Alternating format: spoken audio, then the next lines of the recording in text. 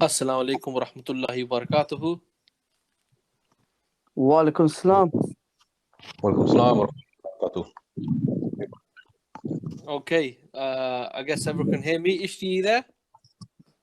Yeah. All right, cool, man. Cool. All right, good. How you doing, brothers? How's things? How's Eid? Alhamdulillah, mine is good. You get up to anything interesting? Yeah, it's just family. Loads of food. TT. That All right, discussion as cool. well. Yeah. It's a bit tricky on my side because most of the family did it on the Wednesday, but still, nevertheless, it was really good catch up with family and friends. You know, as it always is. Yeah, to be honest, for me, it went pretty well, but again, it was saddening to see a big split this year around with the Tuesday and a Wednesday, and it's really sad to see. I mean, we've hardly had on the main big Eid division as such as this, but this year seemed to be a lot bigger drift than before, and it's just quite interesting discussions taking place regarding the split of this Eid as well. So that was quite a hot topic in discussions.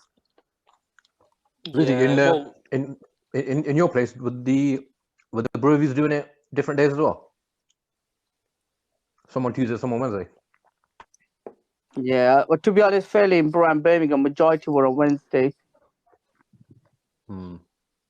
Yeah. Well, I mean, this is something which we've done quite, many podcasts on, whether it's on the Talk and Need podcast, and it's something which the way I see it is,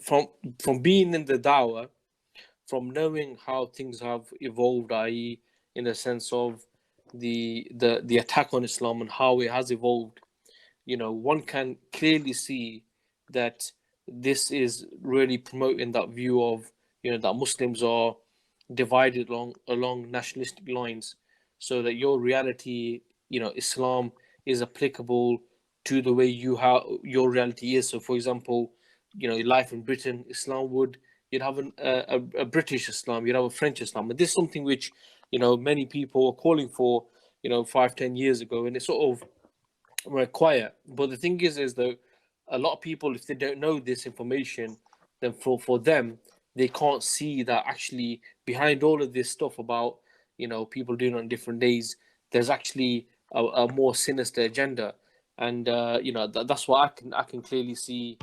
That's where this is going down to, and the sort of discussions you are having lately, it is leading down towards your locality when you see it and so on. And the thing is, in the past, this was never the debate. It was never seen like this. It was more of an issue of, well, we don't trust the Saudis, or they're Wahhabis. You know what I'm trying to say? It was always along that line. But what you've seen the arguments become a bit more sophisticated, and now videos being shared of people who are speakers or imams who are given a different view. And fair enough, we can discuss these things, and there's not a problem with that. But what I'm just wanted to point out, and the only thing I really want to say on this issue, is that the agenda that I can clearly see is one which is to really separate Muslims based on geography, and to remove this notion of one ummah between the Muslims. But okay, guys, what I'm going to do is going to kick off with the first. I don't think the main segment. What I would say though is there's a bit of background noise. Someone's impersonating Darth Vader. So what I would say is, if you guys are not speaking, just put yourself on mute, so there's not that much background noise. And then when you're going to say something, then obviously just unmute yourself.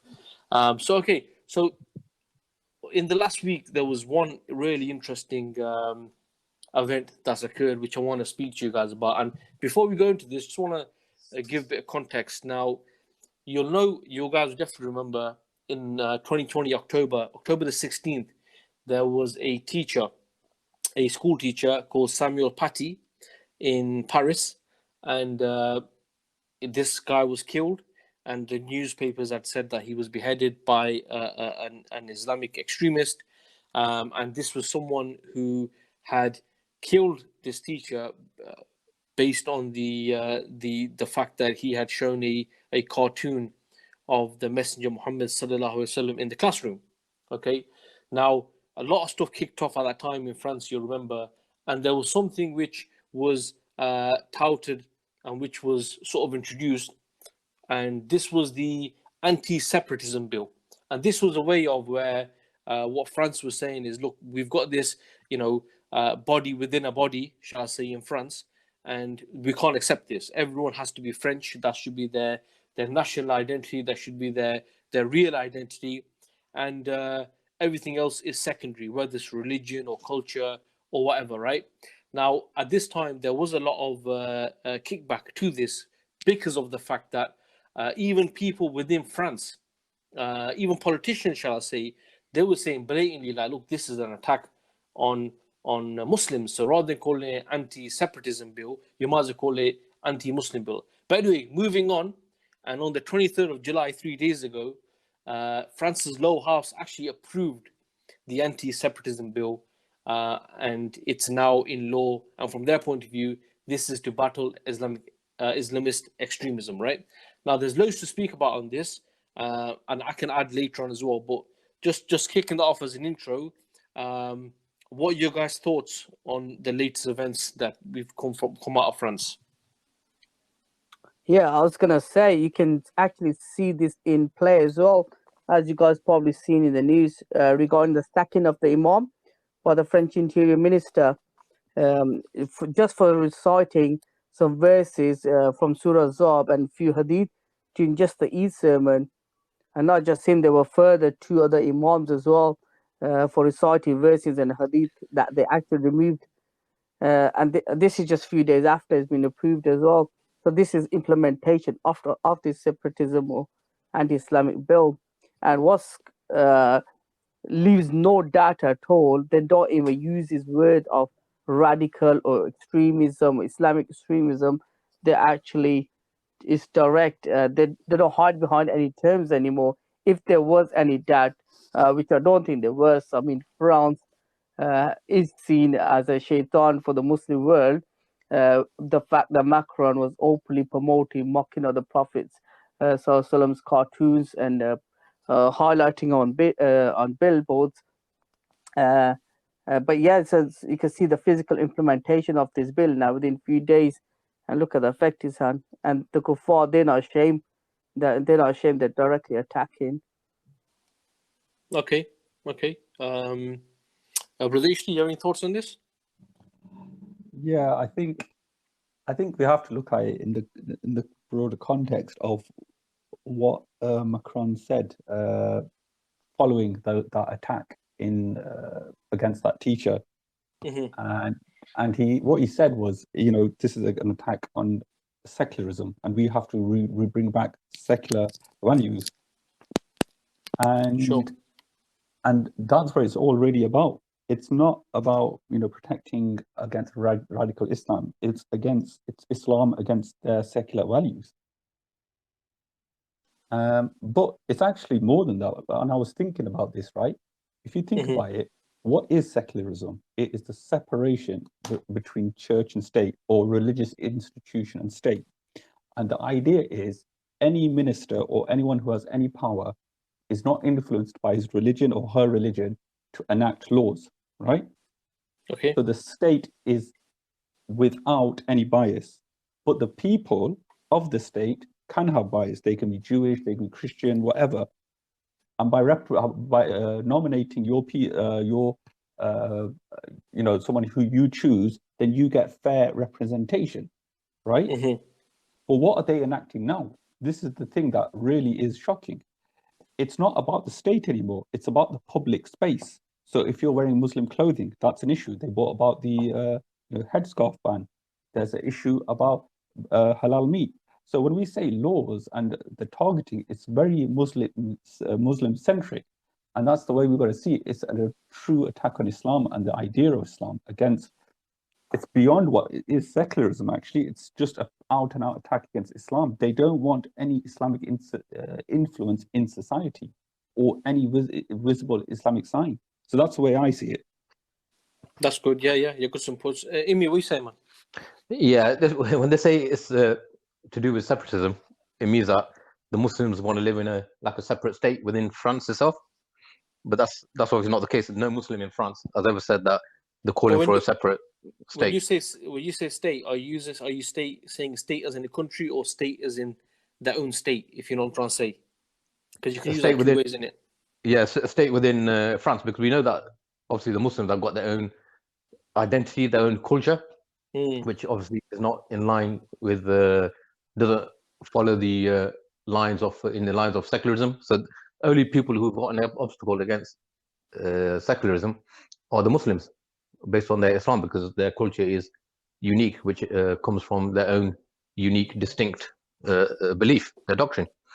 So this bill itself is, in my opinion, is to appease the right-wing elements within France, and because you got elections coming up soon, and then you got Macron, who's more centrist, but he's focusing more on right-wing politics, meaning that he's appeasing the right-wing voters, because obviously we know that France is a anti-Muslim nation with a strong anti-Muslim sentiment. So in order to win the elections, he has to appease the right-wing within France. And this also means that by targeting Muslims, the Muslims, their religion, the fact that they're Muslims and they hold on to Islam, it means that they dictate policies for secular states, not just France. So be it domestic or even foreign policies, this is what the secular states, they're fighting Islam on, the Muslims, be it domestic or on foreign policy. So that's on the election front, on the side of things. But the bill itself is the main aim of the bill is to respect the principles of the Republic. So they're focusing on certain things like education, where they're starting to restrict homeschooling, where the parents are forced to send their kids to secular schools to get secular ideas based on, and also on the social system. We know the attack on the women covering, etc., and also the establishment of religious groups. So any group, Muslim group that wants to be set up in France, they have to sign something which is called the Republican contract. So basically, that's a submission to secularism, meaning that if you want funds to set up an organization, you have to abide by certain secular values and principles. But at the same time, the bill itself, this is what I've been reading on, is that the bill doesn't mention anything. It doesn't mention Islam or Muslims to avoid that kind of backlash. But we know that this is blatantly targeting Muslims and Islam, so they don't get targeted like this Islamophobia. And at the end of the day, you only could defeat Islam if you've got traitors within the society. So the fact that a lot of the secular states, they've got their organizations which are fighting Islam, but they won't openly say that we are fighting Islam, just so that their people on the ground are not labeled as traitors, if you know what I mean. But you know what? To be honest with you, I think, I'm not sure if it's Ishi or if it was Rizzi that mentioned it. That last comment you said there, Amy, about, you know, they don't want to openly say it. Now, the thing is we know the score that there's an intellectual struggle that's going on between Islam and capitalism, secularism, liberalism, right? And you see different flavors of it in different countries, okay? And people deal with it. Countries are dealing with it in their own ways. Now, in certain places, it's not going to be obvious, and the government and the people in power, they don't want it to be obvious that this is a war against Islam. And even though a lot of Muslims now see it blatantly anyway, but in France, I think the fact that what they've said, they've made it clear, really, the fact that what they're saying, in a way, they're not making a distinction between a radical Islam and Islam. What they're saying is Islam is a problem, because you might remember, I'm sure it's the same Interior Minister, Darmanin, I think his name was. He made the comment something like, you know, first there's France, and I think after that is God. So I can't remember, something on them lines, right? So they're making it clear that to reside in France and to live in France, that means that, you know, France, it's the nation state, secularism, liberalism, and all this stuff. This comes ahead of your religion. So here they're not making a distinction between, you know, oh, this is a problem with the radical Muslims. They're saying that clearly this is a problem with Muslims. And Rizzi made the comment about the imams. Now the imams that got sacked, you know, just for mentioning some ayahs of the Quran, you know, there was a quote that I came across, and there's a guy called Stephen Guez, okay, and he's a human rights advocate. And what he said was, he said that the French interior minister, okay, he attacked them for actually targeting imams, and asking for the governor to dismiss the imam. And what he said, his quote was, the Saint Chamond Mosque has confirmed what everyone knew. Imams are appointed by governors in France. So basically what he was saying is, and this is something which we don't just see in France, we've seen something, the concept of homegrown imams. We've seen this, you know, for the past, since 9/11, basically. This notion that, you know, it's not a case of just saying that there's two types of Islam. There's the radical Islam and then there's normal Islam. What clearly is being said is that the normal Islam, it has traits in it which is ammunition for the radicalists. So basically, it's Islam that needs to be changed. So imams, we can't have imams that are talking about Islam in a certain way. We need imams that have been qualified through our schools in the sense of, you know, the way they want Islam to be presented, and they will be the local imams. Do you understand what I'm trying to say? So I think right now it's very clear that even people within France are clearly saying that, look, this is something which is an attack on Islam and Muslims.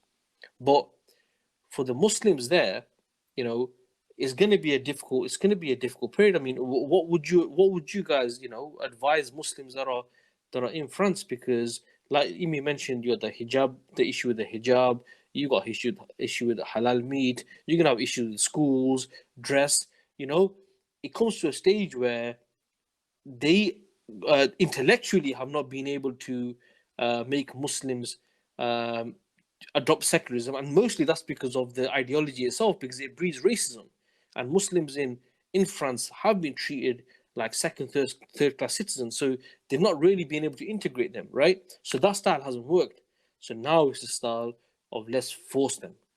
You know, what do you guys think about, you know, what do you think is going to happen, and what's your prediction? I mean, how do you think Muslims are going to react in France? Because it must be very difficult. What's your thoughts? Before we answer, sorry, I'll let you go go ahead. first.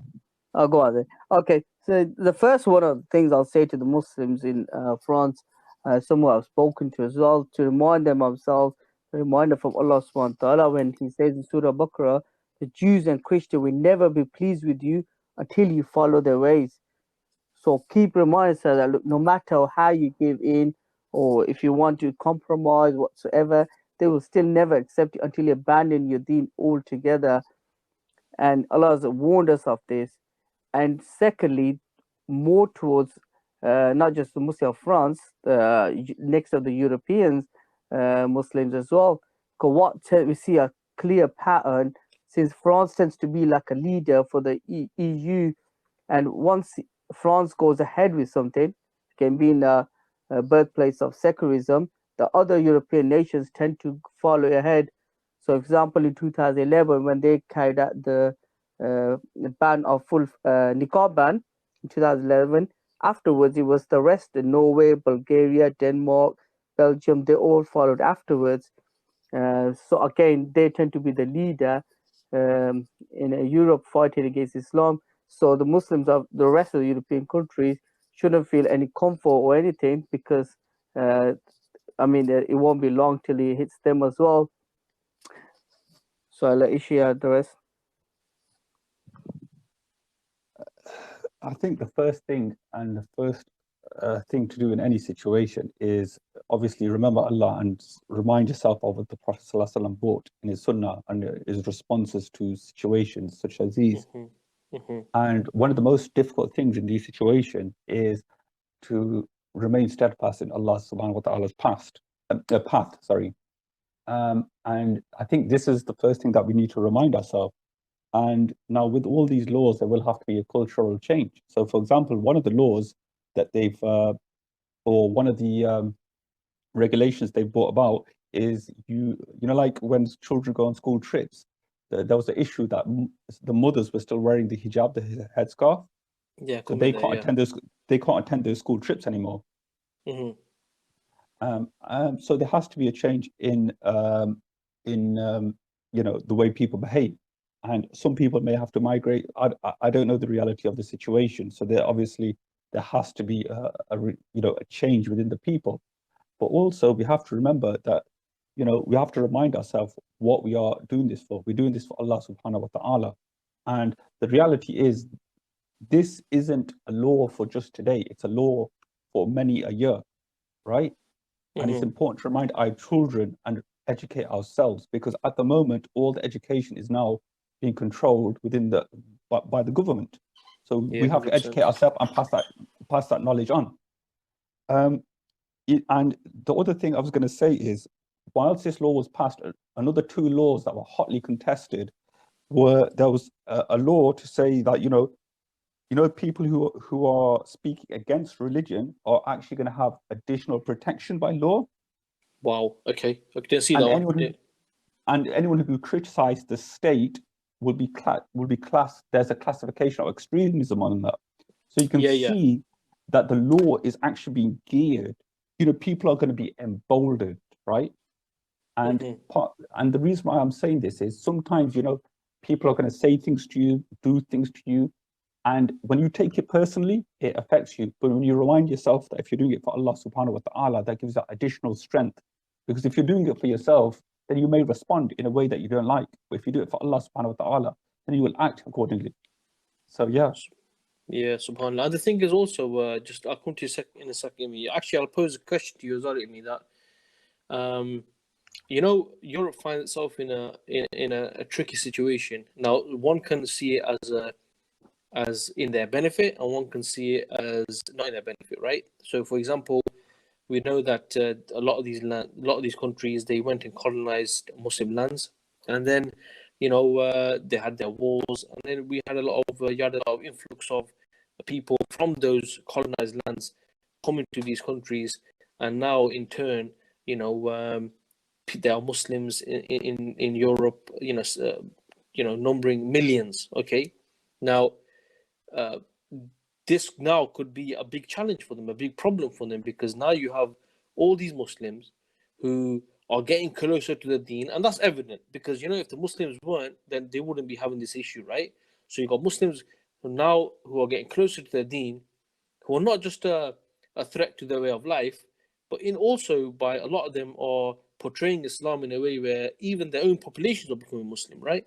So this way, it looks like this is something which is harmful to them. But at the same time, we also see that in the West, there's a big emphasis on really indoctrinating the Muslims here, getting them to accept the secular way of life, and then beaming this across to the Muslim world to say, look, this is how you want to be living, right? And even sending these people as leaders and so on to the Muslim lands to try to show, like, look, we're progressed because we've detached Islam from politics and life. Yeah. So, Amy, question to you, bro. Do you think it's a big issue, a problem for them now that they find so many million Muslims in France now that they're having to push these laws, which on paper even actually make them look like hypocrites? Yeah, because they're the promoters of freedoms. And do you think this is just their a desperate way of trying to deal with this issue? What are your thoughts? Yeah, I mean, if I can go back to the what the brothers were saying as well first, then I'll come on to the question. Yeah, okay.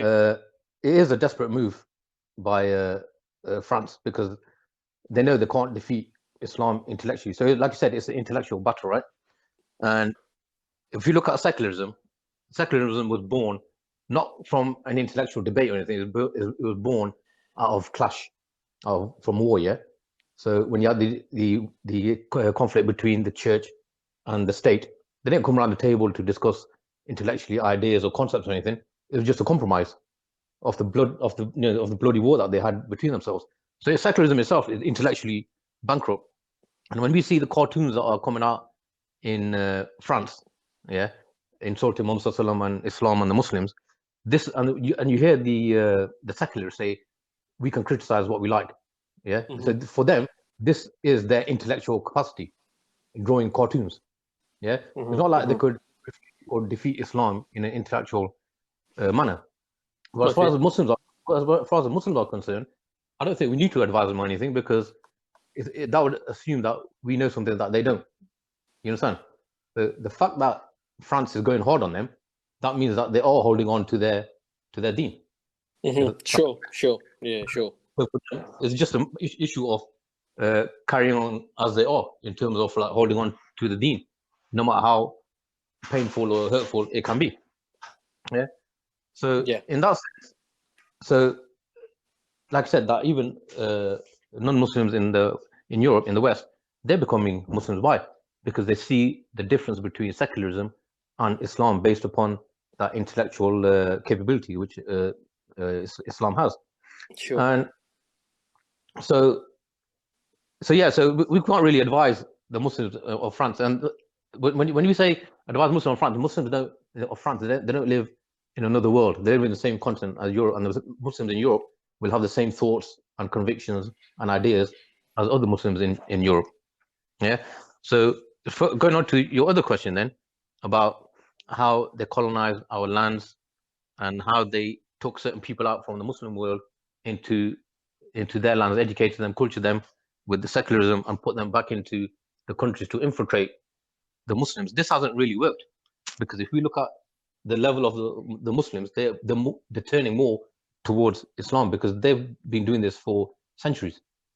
And how they defeated the state was by that, because Islam and the Muslims, they lost that conviction and the correct way of thinking in an intellectual manner, which allowed the state to be abolished. But we see that the trend is being reversed now, where the Muslims are coming back to Islam, and gradually they are becoming that intellectual awakening is happening. So you'll have that clash between secularism and Islam. And in terms of numbers, this is a problem for Europe. So they have to do something in order for them to maintain their values, their core values, their beliefs in secularism. And this is one of the ways that they can do it, to force the Muslims into adopting secular values. But we know that this won't happen, because the Muslims will never abandon their deen or Islam based upon secular values, because Islam intellectually is more superior than secularism. But they will try very, very hard and introduce new bills, legislation, policies to make life difficult for the Muslims, to make them leave their deen, make them integrate, or worst case scenario, Muslims think that we can't live anymore, we'll have to go back to our Muslim countries. Okay, Jazakallah, bro. Some top points there. Let me just play this comment, yeah?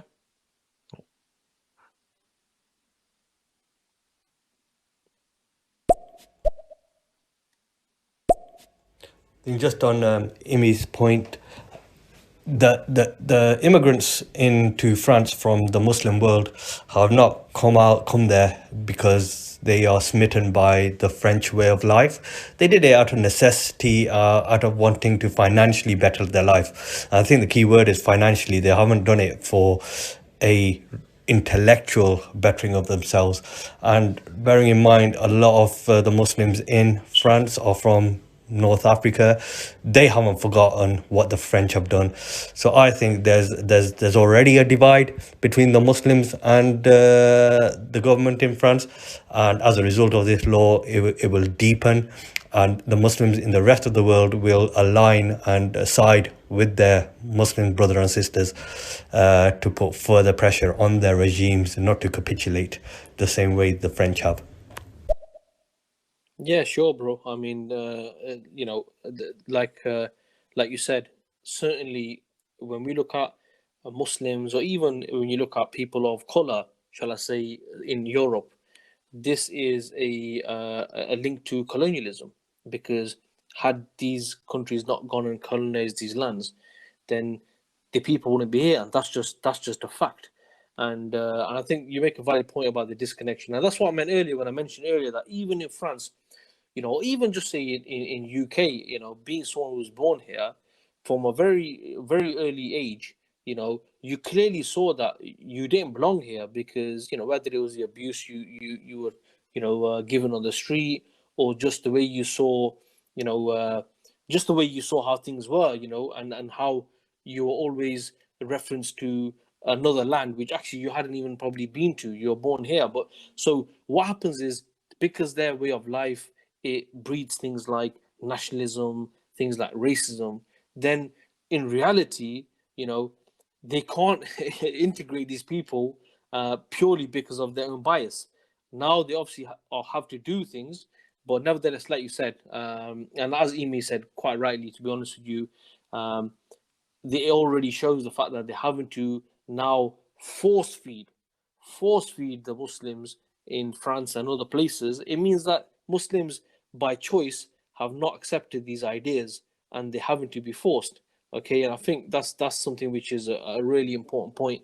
And also, just want to add to that as well, that it also does reflect that in reality, Muslims do require a land where they can live, which it conforms to their way of life. It conforms to the laws, and the system conforms to what they believe, and only then will they be able to practice their deen peacefully and in a way which it's been commanded to do so. Otherwise, whether it's in the Muslim lands today or even in the non-Muslim lands, you see that you have regimes who are implementing other than what Islam is. So yes, in Europe we have one type of challenge, but also in lands that are being governed by these dictators and puppets, we see that the Muslims also face their challenges there as well. Just got another comment here, inshallah. Let's give it a play.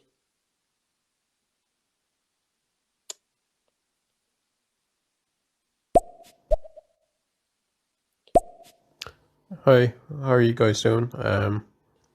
Been listening in for the past few minutes. I always felt that France was going down the route of Turkey when Turkey was run by Ataturk, when he tried to impose the secular values onto that country. And you look at Erdogan at the moment, and he's reversing all these decisions. And yes, he's coming under criticism, but at the same time, you have to acknowledge the fact that Turkey has the highest percentage of Muslims per population head in this world. And has a lot of similar values to Ireland, because even in the present day, between Catholics and Protestants up the north, just having an accent or even having a flag or any sort of symbol that identifies you can cause serious issues. Yeah, spot on, Marcus. I'm not sure about the numbers. I'm sure Indonesia has the majority population of Muslims. I think it's over 100 million, no, more than 100 million, 200 million, I think, something like that. But in regards to your point, it's very, very, very good point that in regards to Ataturk, because what we saw is after 1924, when Turkey changed from the Ottoman state to the Republic of Turkey, what we saw was a real aggressive form of secularism, which we see in France. So I mean, secularism, you'll get that in Britain and other places, but it's you're still allowed to wear religious symbols, whether it's the cross or the turban and the hijab and stuff like this. But in certain places, we saw that it's very, very aggressive. France is one. And definitely the Turkey of Ataturk was definitely one. And as you said as well, over the last, I think, 25 years, so we see Erdogan has been sort of reversing some of those things. So really, thanks for that comment. It was spot on. Yeah, if I want to just add to that, that's a very good point made by Marcus, because we're just like Ataturk, he tried to force the Muslims into secularism, exactly the same way what France is doing. The Muslims rejected it. Yeah, so where you can't assimilate, you can't force people into abandoning a belief which they hold so dearly. You can't force it on them. You have to intellectually convince them that these ideas are greater than what you hold at the moment. So just by forcing, it means that there's something wrong in the values that are being forced were trying to assimilate to the people. And also, based on the Irish link, I think it was the Ottomans, it was Osmani Khilafah that, when the Irish had the famine, I can't remember which year it was, but it was actually the Ottoman Caliphate, the Khilafah, which actually provided food for the for people in Ireland. And the British government, Queen Victoria, I think at the time, was against the Ottomans doing that because it embarrassed her. Yeah, no, exactly. So another comment. Let me just play this one. Yeah.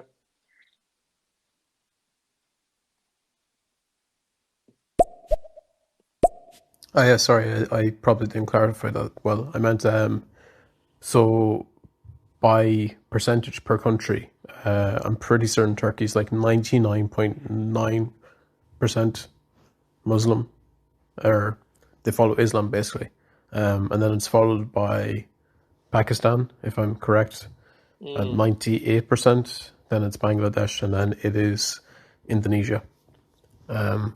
Because there's all out in Asia. I think there's Buddhism, and there's also Christianity that has an influence out there. So I think that's why the percentage is a bit lower.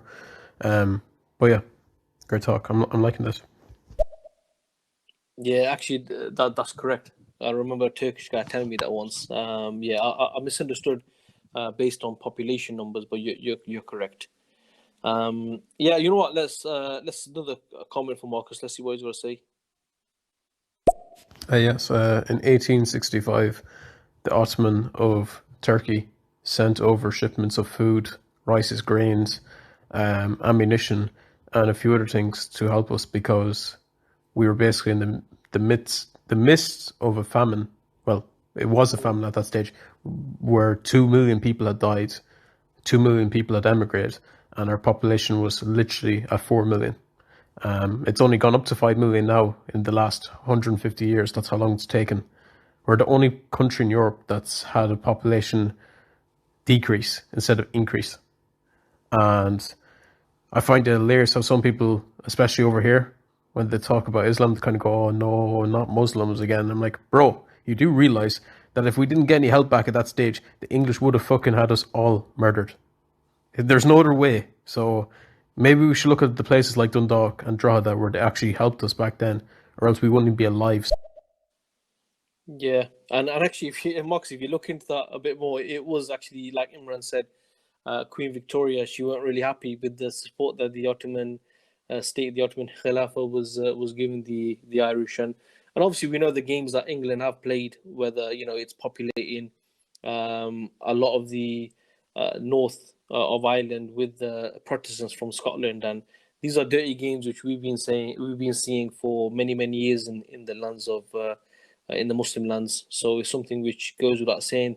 Divide and rule, divide and conquer. These are old tactics. So guys, I think bringing the sort of podcast to a close, really. I think the few points that I would like to say, then I'll give you guys an opportunity to sort of air your final thoughts, is that what we're seeing in France is a clear indication that you have people, i.e. the Muslims, who are holding on to their belief, and because Islam is a religion, it's a comprehensive way of life, so it covers all aspects of life.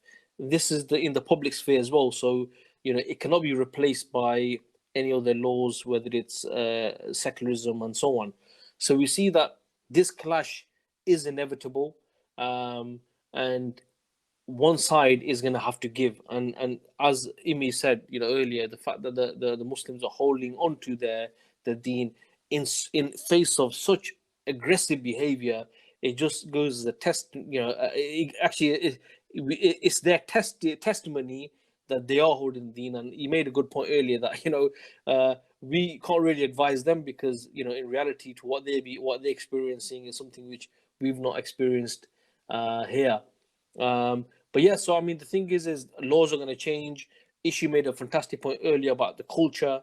This isn't just about laws, it's about the culture. It's about not this generation, it's a few generations down the road. If you can detach the children from their parents and the way they think, then inevitably what they hope is in a few generations time, people would have left Islam and would accept the principles of liberalism, secularism, and so on. So that's really what I had to say on that. Is there any other final points that you guys want to share? Yeah, I just want to share the hadith of Prophet ﷺ. Reminds you of the situation the Muslims of France are in, where Prophet ﷺ said there will come a time when holding onto your deen is like holding onto a hot piece of coal. And that's the exact scenario the Muslims of France are in. And may Allah subhanahu wa ta'ala give them the strength to hold on to that coal. And the fact this anti-separatism bill, they're gone in such a harsh way. For me, not just France, the leader of secularism internationally, the West has lost this battle of secularism versus Islam.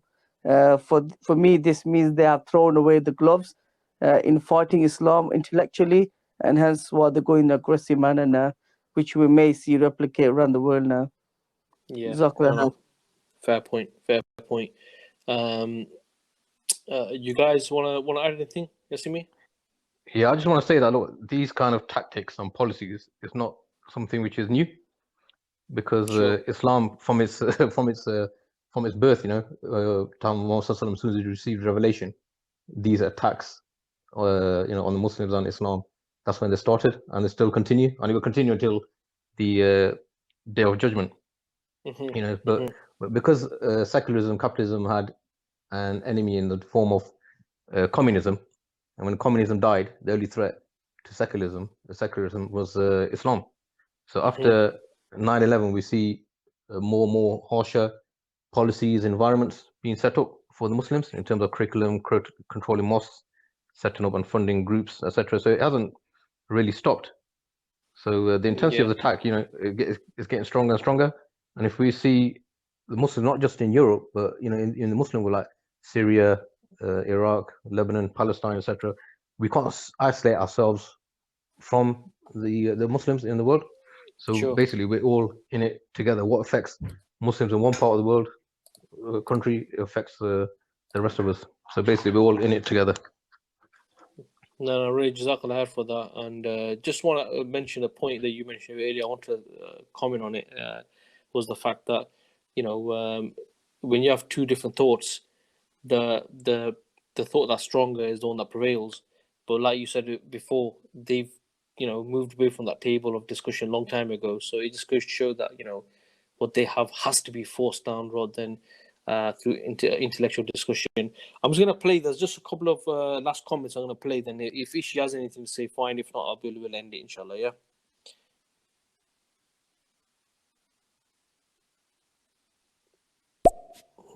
Yeah, I completely agree with that. I think Ireland's in a weird position, okay?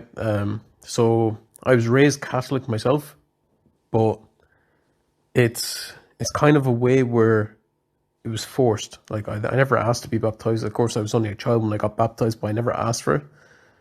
And the things that made most of us uncomfortable as like kids was every Sunday, I'll never forget this, we had to go into this room in our schools and we had to say our sins to a priest instead of to God, which I never understood. I was always saying, like, surely if I'm praying to God, why can't I tell God sins? Why do I have to tell the priest? And we're in a stage now where Ireland's gone from being like a 99 or 99, almost 100% Catholic country to nearly everyone here is in the same boat as me. They don't believe in religion now because of all this. And it is sad in one aspect, but yeah, it's changing fast. Yeah, just before I play the next comment, one thing, Marcus, which definitely in Islam we see is Islam removes any middleman. Allah subhanahu wa ta'ala, He's the creator, He's created us, and our link is directly with Him. We don't need that third person, like you said, we need to seek salvation through that person. It doesn't work like that in Islam. I've always said culture, no matter where the fuck you are in the world, and I'm sorry, I apologize for my language. It's so bad. I need to actually stop cursing so much. But culture is so key to everyone. Doesn't matter where the hell you are on this planet. It's basically your identifying factor for where you come from. And I'm a proud advocate for protecting the Irish language and Irish heritage at the same time as introducing other people in as well. I want more people to come into this country. I want more inclusion of different cultures because, bro, we're all human at the end of the day. We all have something to show. But the fact that the Irish government and everything else is just trying their very best to destroy our language so that we'll only ever know English in the next few generations is terrifying me. Because if I ever have kids, and they have kids then, will they even remember what our own heritage is? Will they just think they were English wannabes? I don't want any of that to be happening. I want us to be proud of where we came from and what we hold. Yeah, sure. No, we see that in regards to the culture attack. And just last point I want to mention on what you said, Marcus, is that in Islam, we encourage Muslims or non-Muslims to understand and believe in what they carry, not just conform, not just be forced or just be told what to believe. This is right or wrong, and you got to come on a Sunday or not. It's something which Islam actually encourages people to really contemplate, reflect, and arrive at the conclusion themselves. Yeah, Ishi, man, drop some points, man, and let's call this a day. You know, I was just going to say, you know, this situation has occurred because of their colonialism, their racism, their prejudice, their rise in the National Front. It's their problems, and they're now blaming the Muslims for it. And what they're doing is they're acting in a way, they're meant to be promoting freedom of expression, yet they're limiting the Muslims' expression by their clothes, where they speak, what they can say in public. And they can do this in their system. But what we can't do is follow their way, because you either accept the way of Allah or you abandon it by adopting theirs. And the thing is, you know, there's two ways an intellectual battle can be won. One is through ignorance, and that is if we don't arm ourselves with the understanding of why we believe in Allah, and having, you know, as you've alluded to, understanding, you know, what the Prophet ﷺ came and why we, you know, we follow these laws and regulations of Islam. And then there is that intellectual battle which they've already lost, and they're challenging it through the culture. So I think it's important, as you said, to remind yourself of all these facets of Islam that actually, you know, anchor us to the deen of Islam, because that's what's going to take us through the generations, and that is what will, you know, has lasted for 1400 years, and as the Muslims are doing, continue. So yeah. Subhanallah, man. Top points, man. Top points. Brothers, Jazakallah khair for joining, and big thanks for anyone who contributed. It was really interesting, good discussion. Let's keep an ears and ears open and eyes open, and, you know, to what's happening, because these are things which are definitely going to be replicated in other places, like some of you guys have mentioned. So thank you, Jazakallah khair, for you guys to join me, and inshallah we'll do this again next week. Assalamu alaikum wa rahmatullahi wa barakatuhu. Wa alaikum salam. Wa alaikum salam wa rahmatullahi wa barakatuh. Islam.